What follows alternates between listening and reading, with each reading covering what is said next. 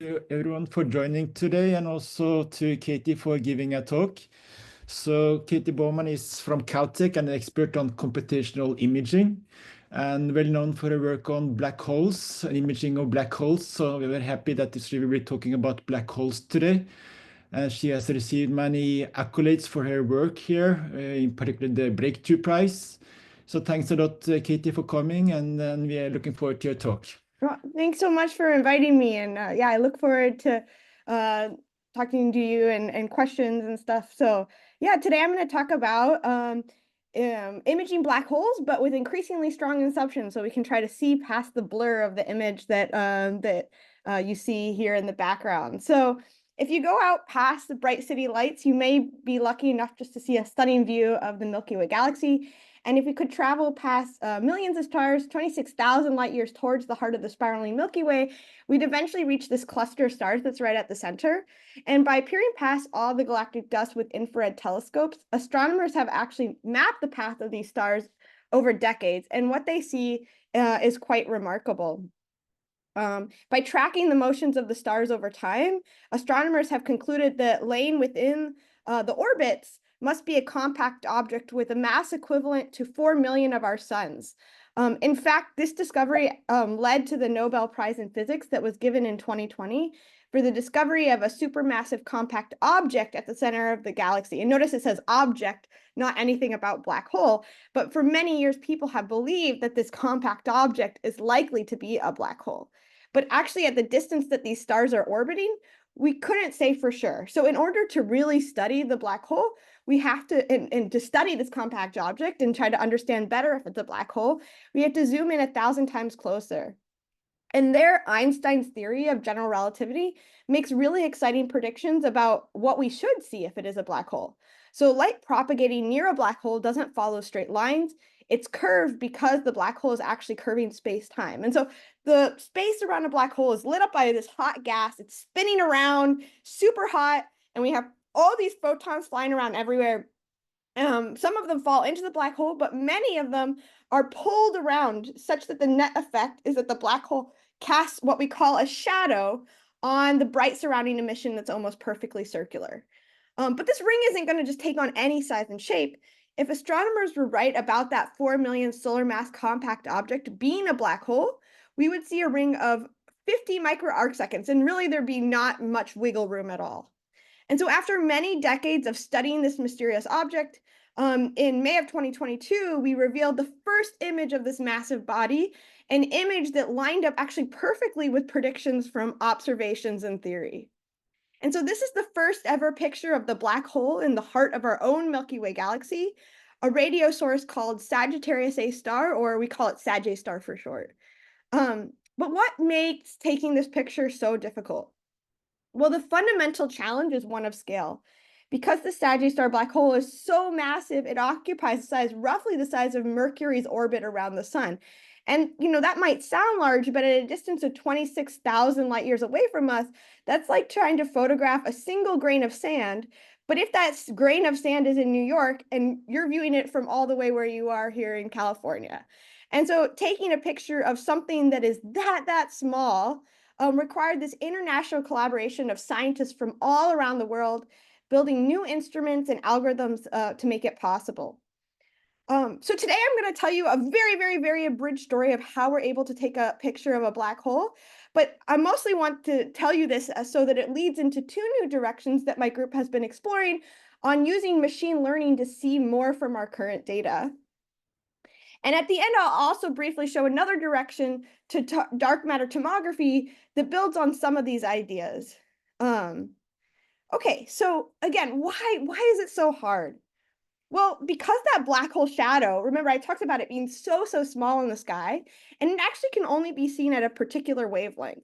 And so if you go back to your high school physics and remember the diffraction limit equation, you can actually calculate how big of a telescope you need to see that structure. And it turns out you need a telescope 13 million meters in size, or essentially the size of the Earth, in order to just make out that ring. And so although we couldn't build a single dish telescope the size of the Earth, instead, the Event Horizon Telescope collaboration spent over a decade joining telescopes located around the world to build a computational telescope the size of the Earth. that was capable of resolving structure on the scale of a black hole's event horizon for the first time. So how does this computational telescope work? Well, unlike with a camera, in the Event Horizon Telescope, we don't capture the picture in a pixel space, but instead we are going to capture it in its frequency space. So we are essentially going to be taking measurements of the black hole image's Fourier transform. And if we put telescopes all across the globe, we would sample all those spatial frequency measurements. But since we only have telescopes at a few locations, it turns out we only get a sparse number of measurements. And so what are those measurements we get? Well, for every 2 telescopes in the telescope array, we obtain a single complex measurement of the underlying image's 2D spatial frequency that's related to the projected baseline between the telescopes. But that means if we only have a small number of telescopes, then we only have a small number of measurements. But luckily, as the Earth is rotating, we obtain other new measurements. So since the projected baseline between the telescopes actually change as the Earth rotates, this amounts to carving out these different elliptical paths in the spatial frequency plane. And so we get more information because of the fact that those projected baselines are changing from the perspective of the black hole. Okay, so how do we make an image after extracting these measurements? Well, at this point, we can think of this as just a purely mathematical inverse problem. We can abstract away all the astrophysics and just think about it in terms of math. We have the sparse data, and our challenge is to invert the measurements to find the image that caused it. And if we were given measurements that covered the entire globe, that would be trivial. In the case of no noise, you would just need to do something like an inverse Fourier transform.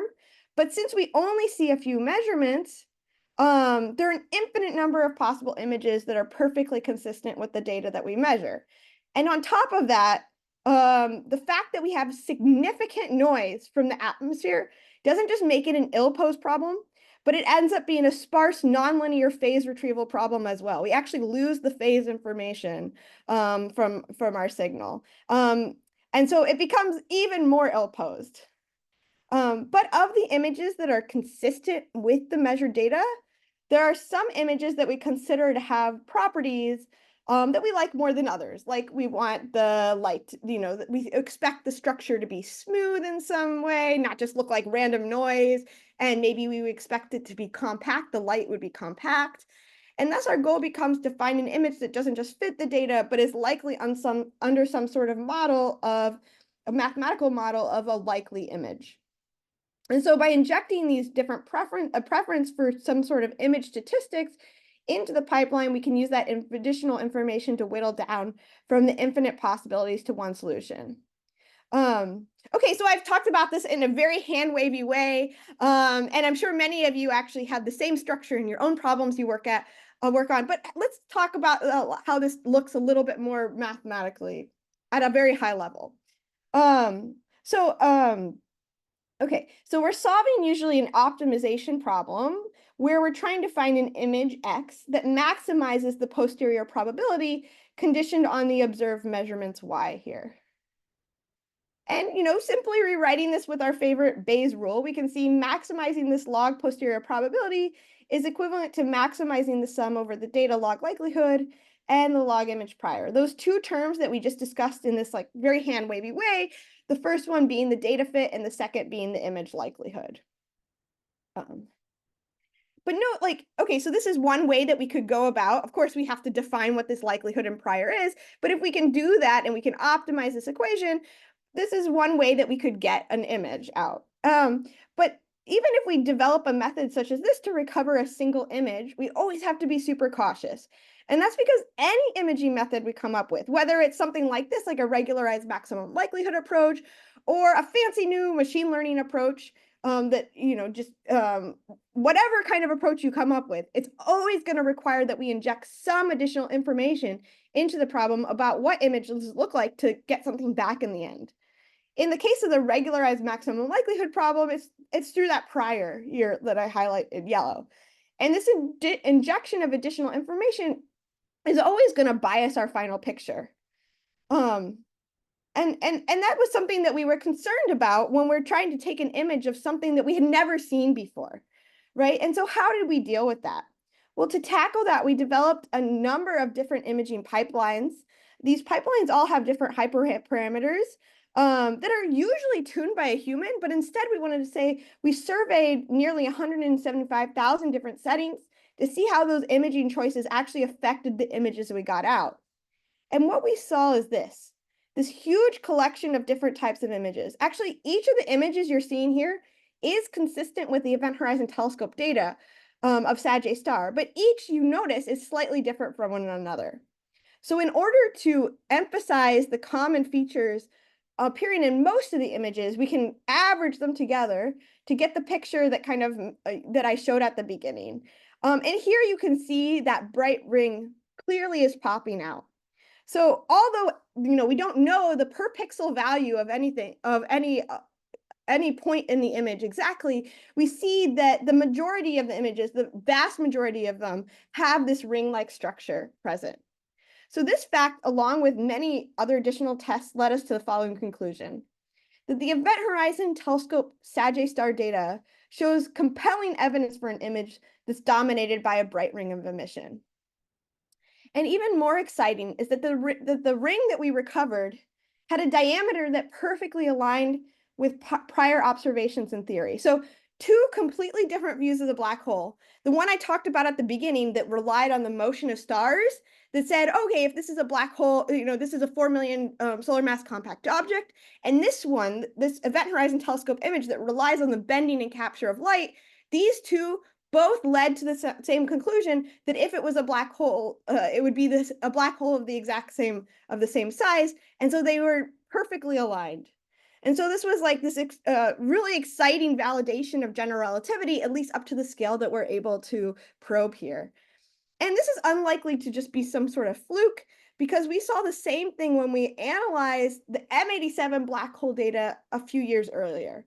So two very different black holes of different sizes, both aligned perfectly with predictions from Einstein. And so this was very exciting to us. Actually, I realized I want to share my sound. So maybe I need to stop sharing and share my sound again. 1 second. For this next slide.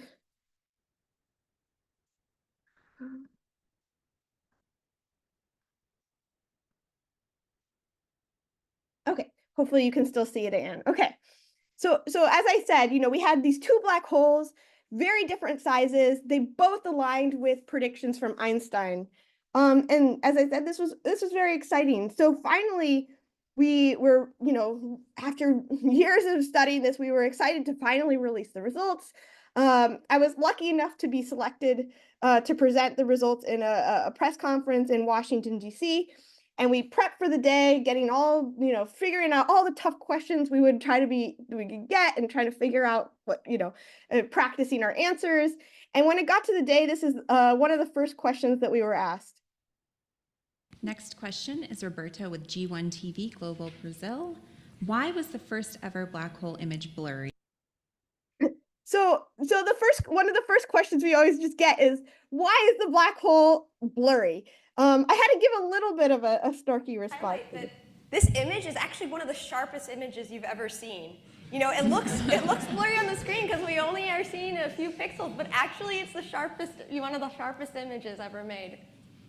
And while what I'm saying is actually true, it is probably one of the sharpest images you've ever seen. It's just that we're only seeing a few pixels of the sharpest image you've ever, it's only a few pixels big. I'm being unfair. It's a good question, and probably one that you all have thought about before. I definitely know when I released the results and I called my family, it was one of the first things that they said, like, why is it so blurry? But again, why can't we get higher resolution? So what is the reason? Why is it blurry? Well, remember that the angular resolution is related to the maximum baseline between the telescopes. Because remember, those telescopes are probing your spatial frequency information. So the farther your telescopes are apart, the higher your spatial frequency that you probe, and so you get more information. So that means if we want to increase our spatial resolution, if we want to have more detail in our image, we need to make a bigger and bigger telescope. And we're already at the size of the Earth. So that means that we would have to be bigger than the size of the Earth. And the only way to do that is to go to space, which, is really expensive, something that people are actually exploring now. But, it's something that would be very far away, and so we're wondering, can we do something with the data that we have access to already? So far, the imaging results I showed you assume that we had very weak assumptions about the image formation process. And that was good because we wanted to test our theory of, is this a black hole? And what does a black hole look like? And we don't want to plug in anything about the physics in doing that, because while we're testing the physics. But once we have built up our confidence that the fact that, looks like a black hole, agrees with what our expected physics is saying, could we start imposing some of that physics back into the problem to enhance our image and test other parts of our theories?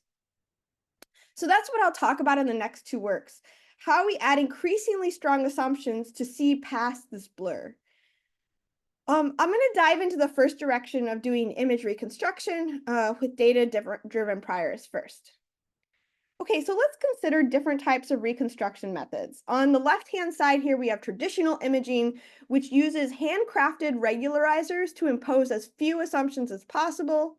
And then on the right side, we have model fitting, which constrains the image according to an underlying physical or geometric model. And both of these extremes end up being limiting, because pure imaging, it imposes very little bias. It's great. You can get more surprising structure, but you won't get rich images. And model fitting limits the potential of discovery and is prone to overfitting when you have an incorrect model, right? So we want to target somewhere in the middle between these two extremes. And to do that, we've proposed using data-driven priors to fill in the rest of the spectrum. So if we could flexibly design a prior by gathering a training data set of images with the target statistics, and then training the data-driven prior, then we can use that for imaging. So we can, for instance, target different assumptions by changing the training data of the prior. For instance, we can train a prior on different black hole simulations, or we could use a simplified model of a black hole or something that had nothing to do with black holes at all. And we can use those new priors for imaging.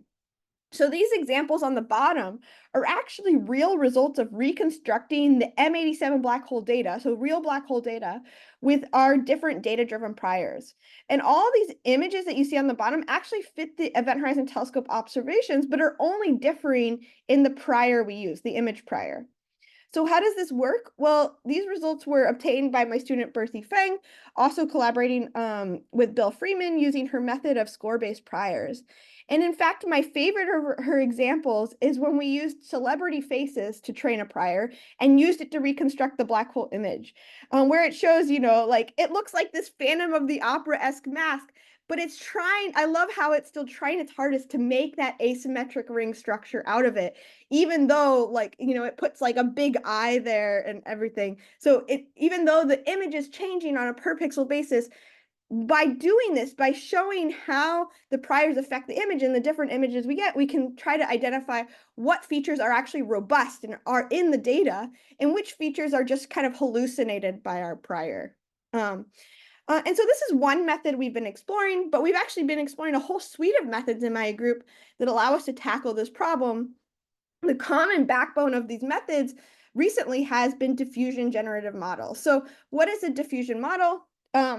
Well, you've probably seen some crazy images floating around the last few years of things like, corgis in sushi houses or dragon fruit doing martial arts, or even maybe generated some of your own using software like DALL-E. And these images are generated by a computer relying on a process called diffusion. So diffusion models generate samples from a distribution by reversing a diffusion process from the target image distribution, the images that we wish to, like clean looking images here on the left, to a simple, usually Gaussian distribution, like the one on the right, sample on the right.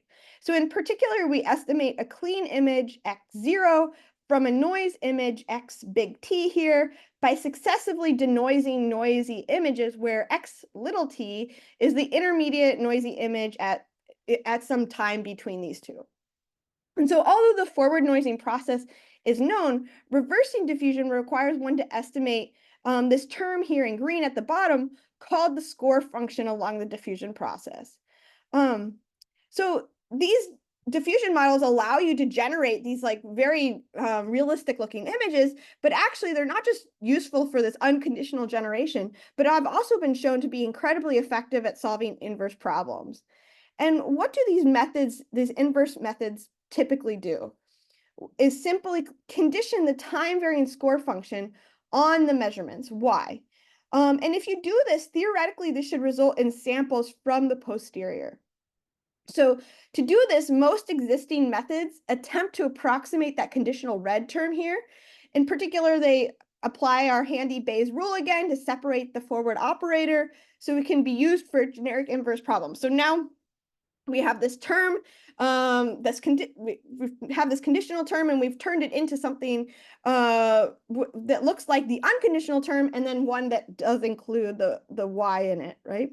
And so when you do this, one can leverage the existing pre-trained diffusion models for that unconditional term in green, that first one. But the main challenge is that in this case, the blue term, the second one, is intractable to compute in general. And why is it intractable? Well, it involves an integral over all possible x zeros. Notice this is x little t, right? So this is an intermediate noisy image. It's saying, what's the probability of the data given an intermediate noisy image? We don't have what that is. We only know how to write the likelihood in terms of a clean image, x0. So in that case, it involves we have an integral over all the possible clean images x0 that could give rise to this intermediate xt. And so you have to integrate over all those images, and this becomes intractable to do. So various methods have been proposed to circumvent this intractability. However, even for arguably the finest approximations to date, these methods don't sample the true posterior. So we really wanted to try to get around this. And therefore, we pursued a totally different path towards sampling using a diffusion model prior, which we call plug-and-play diffusion models. And my student, Ray Wu, has been leading this project. So I'll just dive into roughly how it works. Okay, I'm going to again show a little bit of math, but if you don't follow, no worries. I'm going to try to get just the message across at the end. So let's say we want to sample from the Bayesian posterior. So we know from Bayes' rule that this is proportional to the probability of the measurements given an image multiplied by the prior probability of that image. Okay, so let's do a little equation massaging. We can rewrite each of these terms with a nested exponential and log. So this exponential and log, just cancels each other out. This is equivalent. And then we can combine those exponents together. So we have one term that, as you can see in the exponent, it's showing that term that many of us know and love, and we saw earlier in this talk, that sum of the data log likelihood and that log image prior.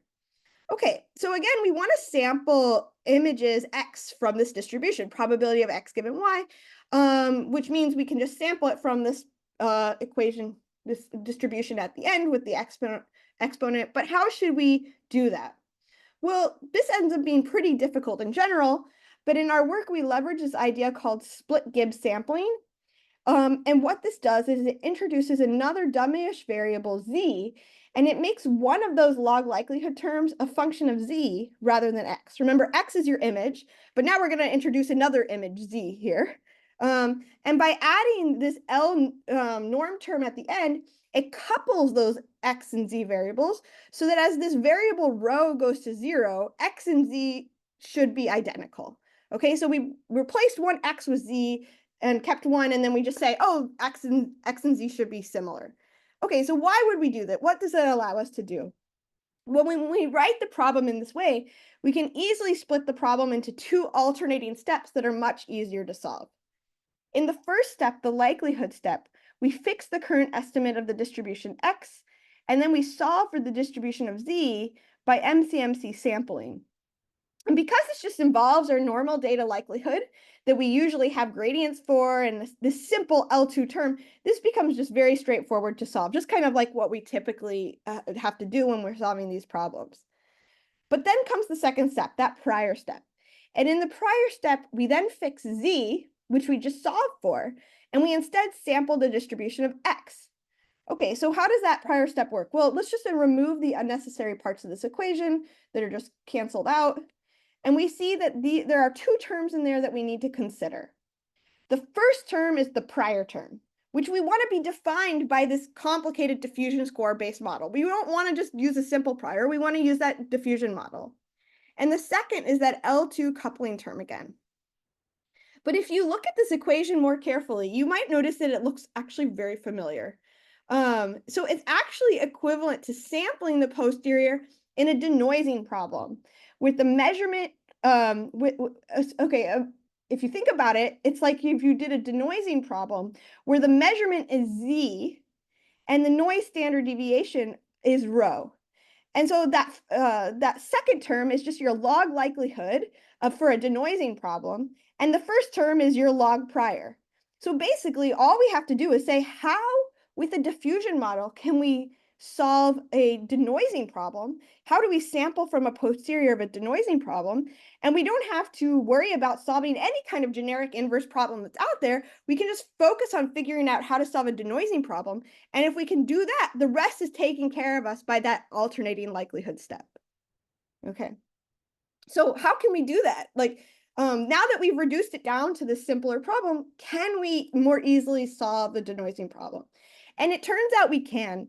And the way that Ray proposed to do this is by taking advantage of something called the EDM framework for diffusion models. And what he realized is that by this unifying EDM framework can be interpreted to rigorously solve the denoising posterior sampling problem. The key is that if you have some level of noise given by rho, you simply just need to calculate. So remember we talked about this diffusion model and how you have these steps. And so you add more noise until it just becomes all noise, right? But if you have a given rho that you expect how noisy your image is in your denoising problem, you can just simply calculate what time step in the diffusion model you should start with. You can plug your noisy image Z into that time step and then just do reverse diffusion from there back to the clean image. And by doing the reverse diffusion, it actually turns out you're going to be sampling from the posterior for the denoising problem. And so I just thought this was so cool. So just thinking about these two problems, on the left-hand side, we have an image that we assume to have a large rho, so a lot of noise. So you can see it's a very noisy image. You're going to start it very close to the noise distribution, and then you just do reverse diffusion, and you can see the images that get out, and you can see there's more of a variety in the images. Whereas if you have a smaller rho, you're going to start farther along in the intermediate part of the denoising reverse diffusion, and you can see that posterior samples are going to be more similar to one another. Okay. So once we can do this, what should we do? So, although we often see diffusion models on natural images like models of faces and stuff, we can train on simulations of black holes as well and do the exact same thing. We can use the diffusion model to sample from the image denoising posterior for a particular rho. And so now all we need to do is we need to start with some arbitrary initialization, and we iterate back and forth between solving the likelihood step and then plugging the result of the likelihood step into the prior step using that EDM diffusion model. And if we run this to convergence, we're actually guaranteed to approach the true posterior distribution. None of those messy approximations I talked about at the beginning are necessary. Okay, so as I mentioned, we've applied these ideas to the real black hole images. And this is what we saw. So we trained a diffusion model with black hole simulations. And then we used this diffusion model in the inverse problem with the real M87 black hole data to solve for the posterior distribution under this this physical prior. And so I want to remind you, though, that this is a highly convex problem we're solving here. It ends up being a phase retrieval problem. We also lose gain information. I'm happy to talk about that offline, but this is not a simple linear problem that we're solving here. And here on the left, you can see samples of the images we get out using this plug-and-play diffusion model-based method that I just talked about.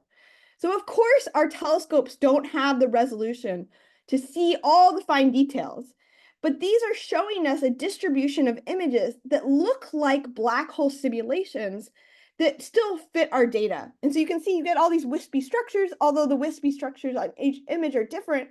Actually, if you average all the images together, you get the image here in the middle that looks actually amazingly similar to the Event Horizon Telescope collaboration image, which honestly was admittedly blurred to be conservative when we released it. So these both show this ring of the same diameter and brightness asymmetry here. So great, now that we've shown how you don't just need to rely on simple regularizers, but if we give ourselves the freedom to try out more expressive priors, we're able to see different types of images that fit the data, but align better with our expectations of what a black hole might look like. And I also want to emphasize here that although I'm talking about this in terms of black hole imaging, this is really kind of a generic method. And in the work, we show it on many different applications, both in computational photography and computational imaging, like medical imaging and size, lots of different kind of applications here. So anyway, okay. But okay, so we talked about what happens if we impose these visual statistics, but what if we push this even further? What if we said, for instance, I don't just think I know what images look like in a statistical sense, but I trust, for instance, I trust general relativity. What can we do then?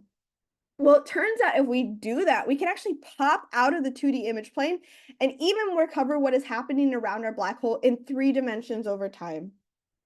So to understand how, let's first consider how traditional tomography or 3D reconstruction is achieved. So by collecting projected information about a 3D object from all different directions, one can constrain a reconstruction problem to solve for the structure of a 3D object.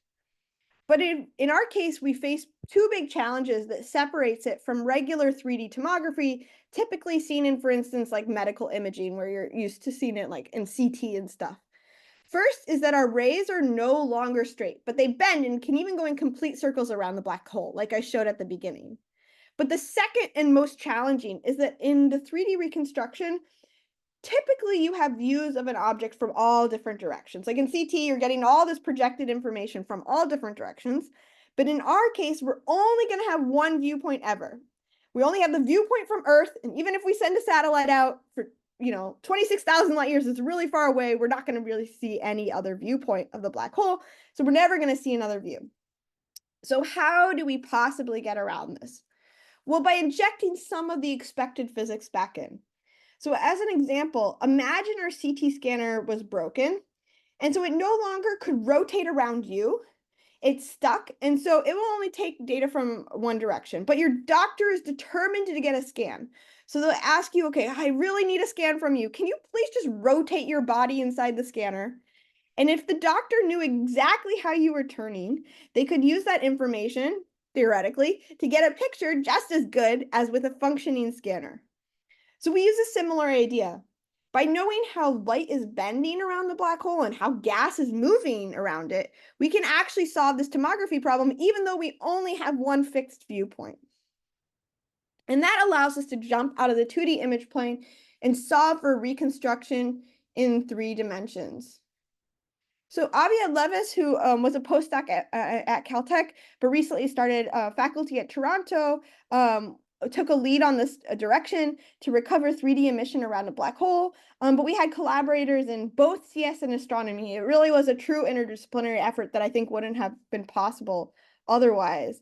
And I don't have time to get into all the details, but just to give you a rough idea, we take inspiration from very popular work in computer vision in the last couple of years, these neural radiance fields, and we build this whole end-to-end deep learning network that uses our telescope measurements to train both the emission at some initial time 0 and the axis of rotation of a physics-inspired flow field. And these are trained jointly so that you say, okay, given some initial time, I can project it forward in time using that velocity and see how, and then do the physics of what the measurements would look like and see if it matches the measurements that we get. And because it's all differentiable, you can just, you can solve back for that initial time 0 in the axis of rotation. And so this work we originally presented in a computer vision conference called CVPR back in 2022. And when we showed the results, we showed them from synthetic data from a future telescope array called the Next Generation Event Horizon Telescope. which is basically the Event Horizon Telescope where we're adding a lot more dishes so we get more measurements. But the next generation Event Horizon Telescope is still, years away, many years away. So we were too impatient and we said, well, can we use a slight modification of the method to see dynamic behavior close to our black hole already? So the image that I showed you before was recovered from data taken on April 7th, 2017. And on that day, as I mentioned, there's like gas rotating around the black hole. It's moving. It's actually moving while we're taking the data. And so on that day, the black hole was burbling around while we collected the data, but it was still like not going crazy, so crazy that we couldn't capture a picture. But on April 11th of the same year, just a few days later, the galactic center was explosive. And we saw this signature of flaring behavior. Basically, just the black hole, the light from the black hole shot up really bright quickly. And people believe this could be caused due to the presence of what are called flaring hotspots rotating around the black hole. It's kind of like this theory of what is causing the black hole to like explode in its brightness in a short period of time. So how do we know that there was something kind of maybe like a flaring hotspot going on? Well, we collected data from a telescope in Chile called the ALMA telescope. And the data from ALMA wasn't enough on its own to make a picture. But in the data from ALMA, we saw lots of wiggles in the data that told us, okay, it looks like something is moving around the black hole. So what is the data that showing here? Well, it's called a light curve, which is just a fancy way of saying the integral of all light over time. So in other words, we talked before about seeing the evolving 2D projection of the black hole, but now let's just say we sum up all the pixels in the image and just play it as a single pixel video. So that's the light curve we collect. We're just getting a single, the total intensity of the light over time. But we actually get a little bit more than that. We get the single pixel video and its different polarized components. So these movies of the black hole's polarized light are very informative, especially for flaring structures, which are believed to have a strong polarization signature. And so now, just like before, our goal is to take these measurements and see if we can recover what is rotating around the black hole. And you might wonder, like, is this even possible? This is like taking a movie, summing up each video's frames pixels into a single value over time. Okay, but you can get the RGB components, just like we get two polarization components, right? But you still are, and taking these RGB values over time, and not just trying to recover back the movie, but also the 3D structure of the characters. And even though this sounds absolutely crazy, and in this case it is, because in our case, we're looking for very, very simple structures, and there are very strong physical constraints we can impose about the motion and polarization of light, this actually becomes possible. So here's an example in simulation of recovering the position of a hotspot from polarized light curves that mimic the real ALMA data. But they don't just need to be single hotspots. They can be more complex emissions circling the black hole. And so using this approach, we've already run it on the real black hole data collected from the center of the galaxy. And this is what we see. So this image, this on the right, is actually a real reconstruction, the first 3D reconstruction ever done of the 3D structure around a black hole, of the gas around a black hole, which was really exciting to me that we were able to do. So I want to emphasize, though, this is a super ill-posed problem, as you can imagine. So even though it's super ill-posed, though, we often seem to recover the same basic structure. Two hotspots that were roughly 75 million kilometers away from the event horizon. And just to put that into more perspective, that's like roughly half the distance between us and the sun. So about half the distance, the distance that's about half the distance between us and the sun, away from the black hole, there were these two bright spots that appeared, and then they rotated around the black hole clockwise, so that by projecting forward in time, we can picture how the hotspots sheared out as they rotated around the black hole. And this is data, and this model that we recovered actually matches the data we saw incredibly well. I want to emphasize, though, there's always going to be a lot of uncertainty in this problem.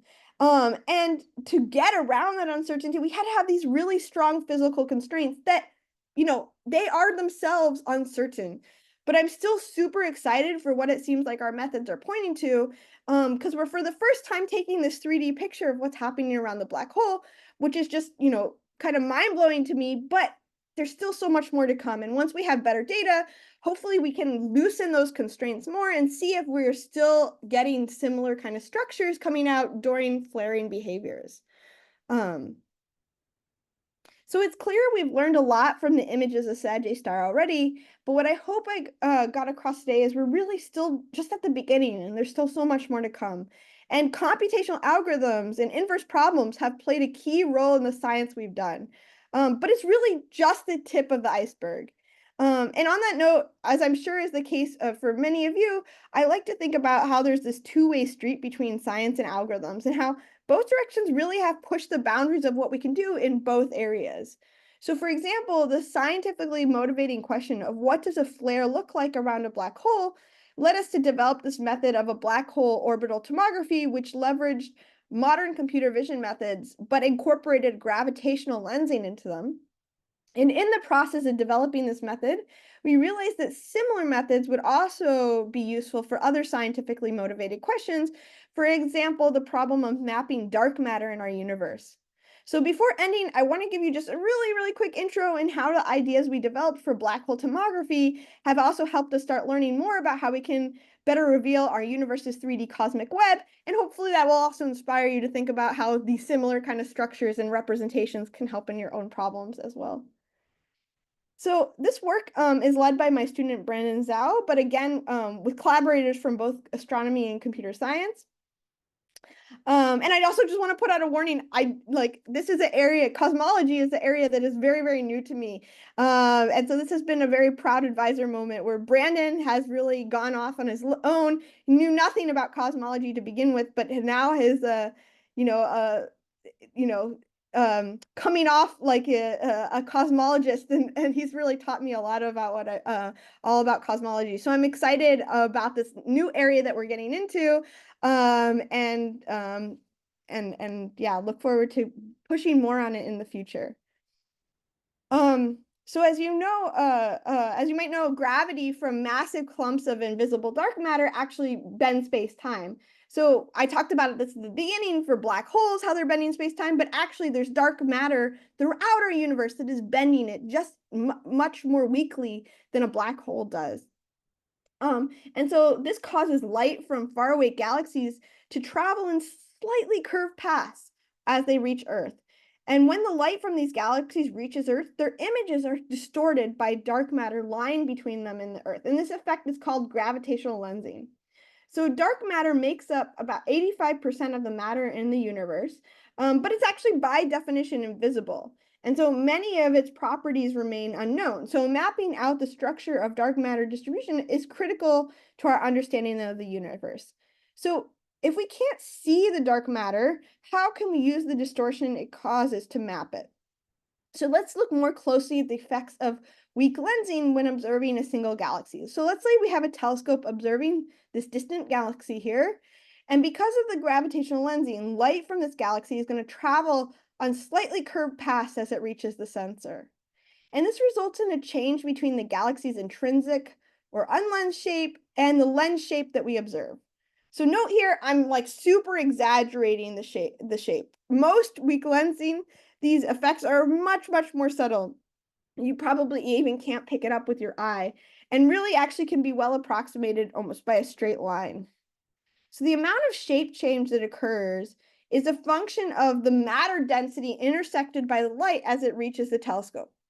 And thus measuring the slight shape change can be a powerful probe of the 3D structure of the universe's dark matter field.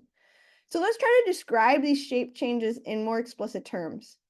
So since the galaxy images we observed in weak lensing surveys are approximately elliptical, we'll describe the shapes only in terms of ellipses. And in particular, we can consider this parameterization where the magnitude determines how elongated the ellipse is and the phase determines its orientation angle. And when we describe the galaxy shapes in this way, we can assign the galaxy's intrinsic and observed shapes to their corresponding points in the ellipticity space. And in the limit of weak lensing, we can actually describe that shape change as just an additive additive effect in the ellipticity space. So the shape change, which we're going to call here gamma, is then a complex function of the 3D dark matter density rho. And the goal of mass mapping is simply just invert this to get back that 3D dark matter field that gave rise to the shape change we see. But it's actually not that simple. Cosmic shear measurements are particularly challenging to work with because of the uncertainty in the galaxy's intrinsic or the unlensed shape of the galaxy. So in current surveys, actually, the intrinsic shape is completely unknown. And it's just, we just assume the intrinsic shape is assumed to be a sample from something like a Gaussian distribution. And so if we have something like all the galaxies are slightly shaped in a certain way, when they really should be uniformly, well, we assume, oh, okay, there's something that's causing that slight trend in the shape. So it's really, you need the population of galaxies to do anything. There's also this new technique called kinematic weak lensing that's being developed for future surveys to estimate intrinsic shapes. But even with these measurements, the magnitude of the uncertainty is still larger than the signal from the shear by orders of magnitude. So what does that mean? Well, walking just through this equation, you can see the measured shape change is equivalent to the observed shape change minus the estimated shape, and that has a lot of noise, so plugging it in, we can just see, okay, the measured shape change is equal to the true shape change plus an enormous amount of noise. How much noise? Well, in traditional weak lensing, as I mentioned, you basically assume you have no knowledge about the intrinsic shape, just that the collection of galaxies should be randomly distributed in their shapes intrinsically. But even with the kinematic weak lensing, the noise drowns the signal by a factor of 10. So you can see I've zoomed in here. This is a shape change that you would have, and then these circles are the uncertainty that we would have. So it's a huge amount of noise that we're dealing with. But we can mitigate the effects of noise by combining many galaxy measurements. So typical weak lensing surveys can detect millions of galaxies, which allow us to analyze the statistical effects of the cosmic shear in spite of these uncertainties in the intrinsic shape. And so to solve this problem, we take an analysis by synthesis approach, similar inspired by what we did for the black hole tomography work. And it uses our knowledge of the lensing with a coordinate-based neural network to solve a tomography problem from just one viewpoint. So the network takes in these spherical coordinates as input and outputs a density value for that 3D point represented here by rho. And since we can probe this network for any set of coordinates, it's fully continuous representation of the 3D density field. And so for a given galaxy, we can compute the shear forward model to give the expected shear or shape change that for a galaxy if it actually had been lensed by the density field represented by the neural network. And then we can compute a loss against the actual shear we observe. And because all this forward model here is differentiable, we can then optimize the network weights via gradient descent, and we can iterate until the network fits the observed shear measurements up to the expected noise level. And using this method, we're able to reconstruct 3D fields from weak lensing measurements. So here's an example of reconstructing a 5 by 5 degree patch on the sky. This is simulated, but between redshifts 0.25 and 1.25. So this is simulated, but we're in the process of trying to get this working on real data, real survey data, which I'm really excited about. But perhaps more interesting is that the neural network representation for the volume allows us to recover non-Gaussian structures that we actually do expect to be in our cosmic web. So for instance, here we have this absurd test where we put digits in space, but it just shows how the neural network is able to naturally localize these sharp structures without artifacts where previous methods really fail because they're not meant to detect, to be able to reconstruct non-Gaussian structures. So, although all the small scale features are very uncertain and we're really, it's going to be very hard to get around that, we're still able at least to recover these large scale structures in the mass density using our method, which I'm really excited about. And yeah, really excited that we're starting to get this working on real data. So hopefully be able to show results like that in the future. So with that, I just want to end with this picture again of the two-way street between science and algorithms. And just, yeah, and it's so exciting that we can kind of come at problems we're trying to solve from both directions. And when you do this, we found it's, you know, we both inspire new science and new algorithms. So with that, I'd like to thank the entire Event Horizon Telescope collaboration for the work that I have a privilege of working with. But I also want to thank the members of the group, my group, whose work I talked about today: Ray Wu, Berthy Feng, Aviad Levis, and Brendan Zhao. So happy to take any questions. Well, thanks so much for Katie for a beautiful talk. So indeed, the floor is open for questions. So please unmute yourself and ask questions if you have questions to Katie. Right. Thank you very much for the presentation. My question is, what is your definition for a compact object in space, as you were talking about? Oh, you're talking about for the priors? Yep. When I was talking about, yeah. So I mean, basically, for the black hole, there's ways that we can actually calculate what we expect the emission to primarily lay within, using different kinds of information about overlapping tracks in our frequency domain when we're collecting measurements. So we have some idea of a variety of different things that allow us to say, okay, assuming this kind of has the statistics of natural-ish images, not something like white noise, then we can actually calculate what kind of the size, the extent of the main bright region is. And we can constrain ourselves to imaging basically that region. So we do have, we have a field of view that we try to be somewhat conservative, but we expect, in all these pictures that I showed, we're not reconstructing. Let me try to find the picture for you, an example picture.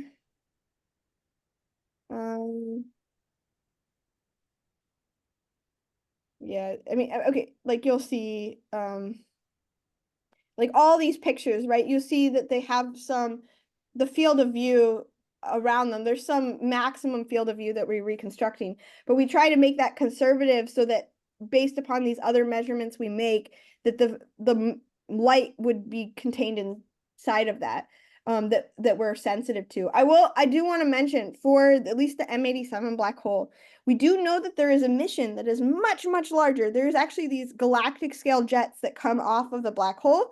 So we know that there's this very extended emission, but actually the measurements we make are insensitive to it because we don't probe the large scale structure. So it's almost like for instance, if you had like a bird flying in the sky and it goes over a cloud, we're zooming in on the bird. We can't see the cloud, so we don't actually reconstruct the cloud. We're just reconstructing the fine scale structure of the bird. So it's the same thing here, where we expect in the frequencies that we're sensitive to that there is a compact object that we're reconstructing. And as far as we can constrain that through either a constrained field of view that we're reconstructing. Also, there's these maximum entropy regularization methods as well. I don't know if that answered your question. Yep. Thank you.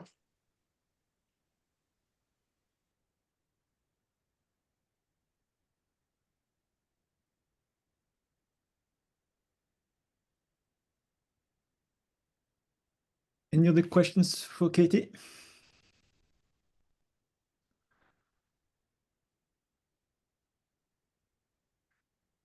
So I was wondering, Katie, so in this problem, are you sort of concerned about scattering, sort of interstellar or in the atmosphere? Do you deal with this or? Oh, yeah, great question. Yeah, so for Sagittarius A star, the black hole in the center of our galaxy, we do have scattering. It's in the plane of the galaxy, and there's this interstellar medium that causes this scattering effect, which basically blurs our image even more.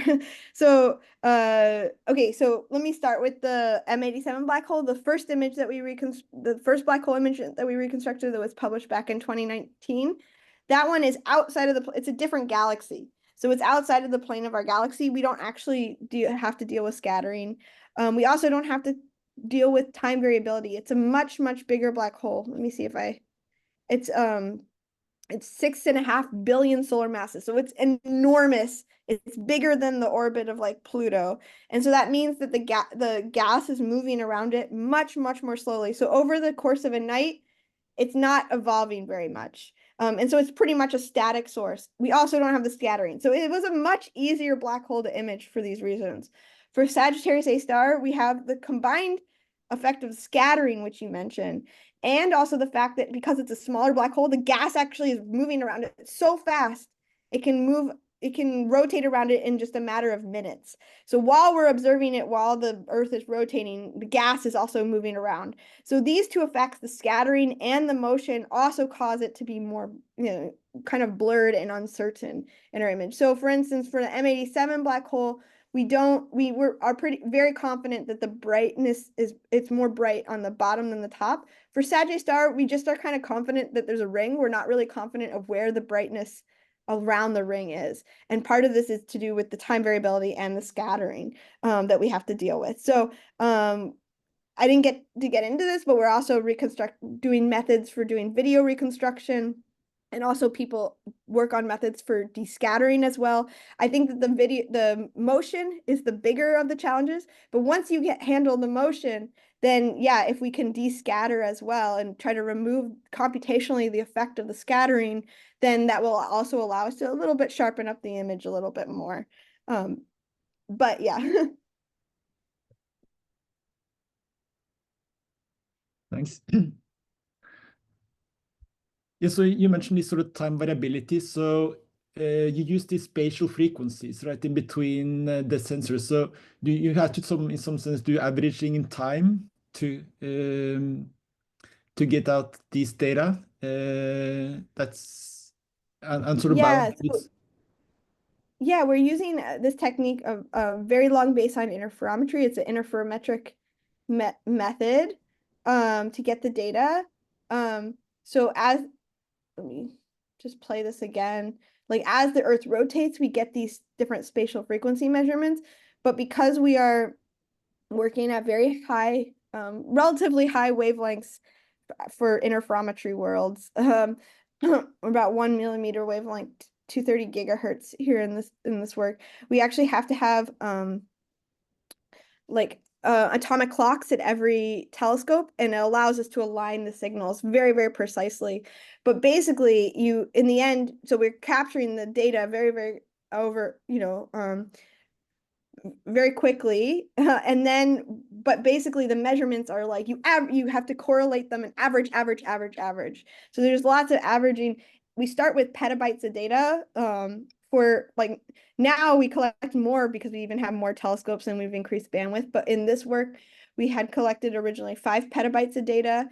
And by the time it gets correlated average all the way down, it's in the megabytes where you can just email it. So there's lots of data that we collect, but actually very little information in that data. And it's basically a process of correlation and averaging to get down. Mm-hmm. But you have to be very, very precise in like sub-picosecond alignment, which requires that we have these atomic clocks to do the alignment. Yeah, good questions. Yeah, great, thanks.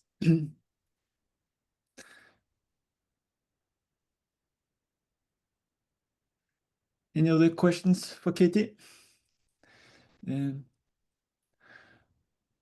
Otherwise, let's thanks Katie once again for a very, very nice talk. Yeah, many interesting challenges and very interesting results. Yeah. Thank you very much for inviting me.